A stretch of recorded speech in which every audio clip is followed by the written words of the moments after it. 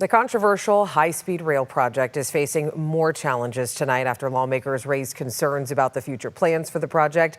Thank you so much for joining us. I'm Alex Bell. While the project remains over budget, there are now proposed changes to where the stations should be placed. ABC 10's Jeannie Nguyen joins us to explain.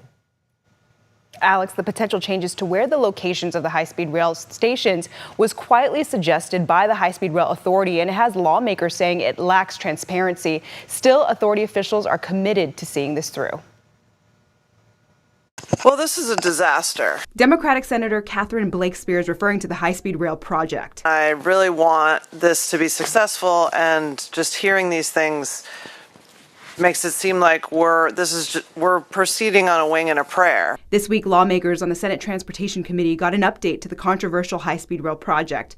CEO Ian Chowdhury provided an update to lawmakers with its 2026 business plan, singing its praises. It's not about plans anymore. It's about construction getting done and entering into the next phase of the project where we will start laying tracks. But the nonpartisan Legislative Analyst's office presented this report to the committee showing a different story. The plan never specifically mentions that the station locations are being changed. According to the LAO's report, high-speed rail officials are considering cutting 9 miles from the Merced to Bakersfield line by moving the station locations to South Merced and North Bakersfield instead of the originally planned downtown.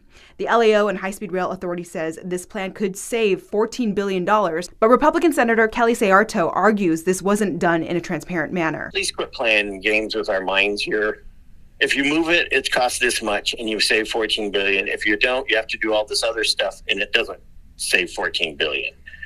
And if the business plan to be viable requires you to move it, then say you have to move it. The LAO's report also mentions the funds are not there from the state to finish the project, estimating the Merced to Bakersfield line to cost $36 billion and the San Francisco to Los Angeles line to cost $231 billion. But Democratic Senator Dave Cortese says this isn't new information and private investors could be the saving grace. Private investors who are very, very interested in coming in and paying big money to control, all of the retail. There's mega malls that go on top of these high-speed rail transit stations. They're not like ordinary commuter rail stations. They're huge. High-speed rail board member Emily Cohen echoing the importance of finishing the project. If this doesn't get done, costs go up, way up.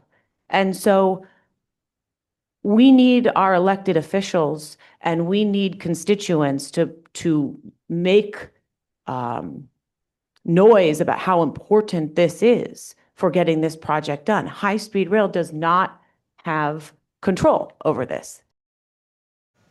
The High-Speed Rail Authority has essentially a month to finalize the 2026 business plan to present to the legislature. Senator Dave Cortese, chair of the Senate Transportation Committee, tells me he expects the business plan to address and clean up the concerns brought before the authority, Alex. All right, Jeannie, thank you for that update.